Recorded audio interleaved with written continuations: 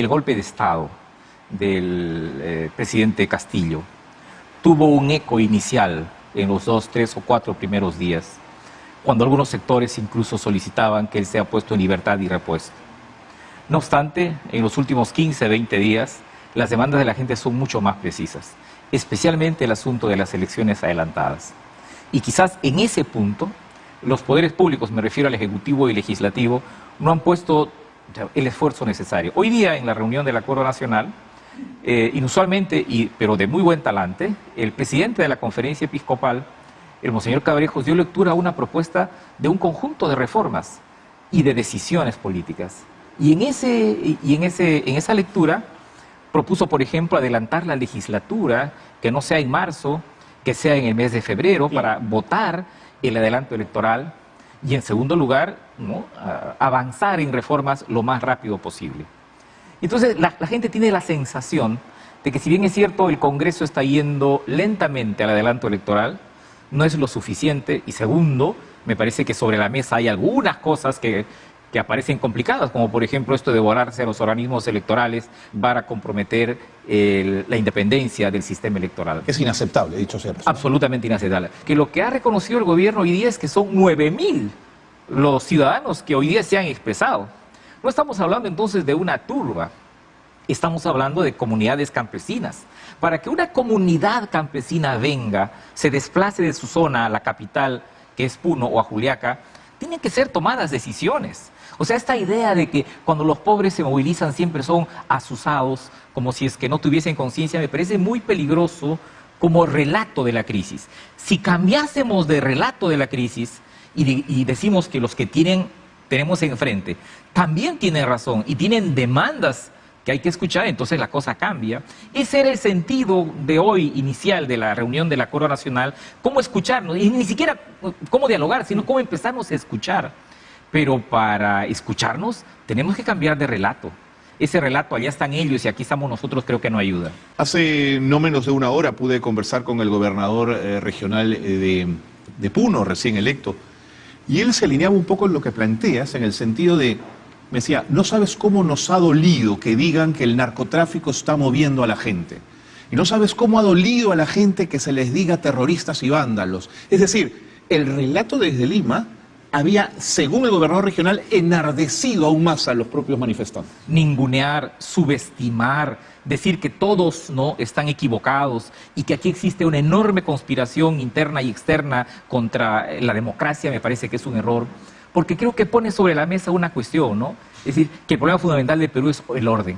Y yo creo que el problema fundamental de Perú son los derechos, las libertades y la exclusión. Ese es el asunto del relato, porque si seguimos pensando que un camión de frutas es más importante que 17 muertos, entonces significa que no estamos hablando en el mismo código, ¿no? No digo que no sean importantes, ¿no? O sea, las carreteras y todo esto, por supuesto que sí, pero para eso estamos en la idea de escucharnos para ponderar, y eso es lo que no está pasando. De acuerdo. Yo diría que esta es una crisis para unos 8, 10 o 12 años, y vamos a salir de esta crisis en aproximaciones sucesivas. De modo que yo sí pondría sobre la mesa la idea de un pacto por la gobernabilidad, pero un pacto mirando a los movilizados también. Porque hoy día la reunión del Acuerdo Nacional no fueron los frentes regionales y la CGTP. Y al interior de estas instituciones hubo votación para ver si vienen o no. De nada sirve un pacto donde no estén los movilizados, porque finalmente los movilizados son los que, con todos los errores y excesos que hay que señalar, porque ha habido vandalismo y todo eso, son los que han conseguido el adelanto electoral. Porque nadie va a decir que el Congreso votó el adelanto electoral porque un día se les iluminó la conciencia. No, es con la gente en la calle. Y sería terrible que más cosas sucedan porque haya gente en la calle y más muertos. Para evitar eso, lo que tenemos es que pactar, o sea, o una transición pactada, o de esto sale un caos. Frente a la demanda ciudadana de la renuncia de la presidenta Dina Boluarte, la propia presidenta ha dicho, mi renuncia no va a solucionar nada. ¿Coincides con esa apuesta? Yo coincido en eso, pero también coincido en la necesidad de producir un gobierno mucho más coherente. Yo no coincido en esta idea de que este es un gobierno cívico-militar. Ese es un gobierno cívico-congresal, diríamos. Okay. ¿No? Y entonces tengo la impresión de que ella ha constituido su gobierno mirando al Congreso y no mirando a la sociedad. Entonces ella nos prometió un gobierno de toda la sangre, y estoy de acuerdo con eso. De pronto el Congreso no le deja mucho margen de maniobra, Juan. Bueno, pero ahí tiene ella, por ejemplo, un elemento que podría poner en el centro de la discusión la calidad del proceso electoral es que el gobierno defienda al sistema electoral.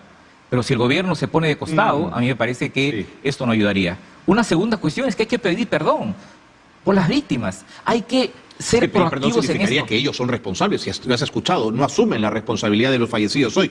Han dicho que la Fiscalía investigue, ¿no? Sí, pero el Estado peruano, no el gobierno, el Estado peruano debería tener... O sea, hay que condolerse del dolor, del luto, del sufrimiento de un país que tiene 30 días 40 muertos. Una tercera cuestión está relacionada con oponerse a estas reformas medio raras que se están planteando en el Parlamento, como por ejemplo que el Contralor General de la República sea elegido por el Parlamento. Porque lo que está en discusión aquí es cuánto va a valer la presidencia en el Perú. Claro. Y hoy día la presidencia en el Perú no vale 2 centavos. Y lo que ha pasado en los últimos años con los presidentes podría pasar con los próximos 8 o 10 presidentes. Y para un sistema fuerte, democrático, protector de los derechos, de las libertades, del progreso, de la economía, se necesita una presidencia fuerte. Y lo que está pasando indicaría más bien que vamos por la ruta del fortalecimiento de un parlamentarismo radical que debilitaría el sistema de presidencialista que tenemos, y yo estoy seguro que eso sería terrible para el Perú para adelante. Desde mi perspectiva, desde que el Congreso rompió la cuestión de confianza, el equilibrio de poderes se rompió completamente, pero en fin, es una discusión que podemos tener más adelante, Juan, que no podemos olvidar que la llegada al poder de la presidenta Dina Boluarte se produce en una plancha electoral de un gobierno que se decía de izquierda.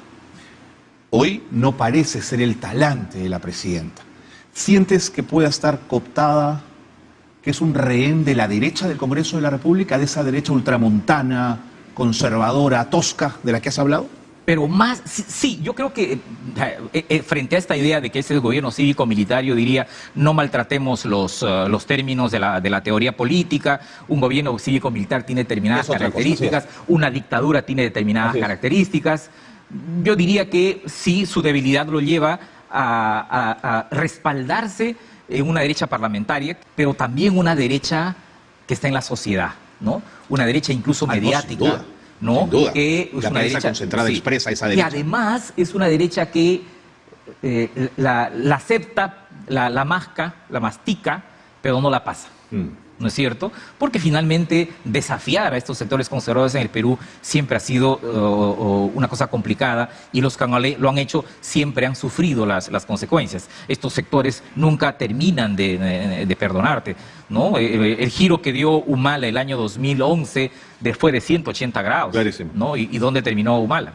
Muy bien. Juan, muchísimas gracias.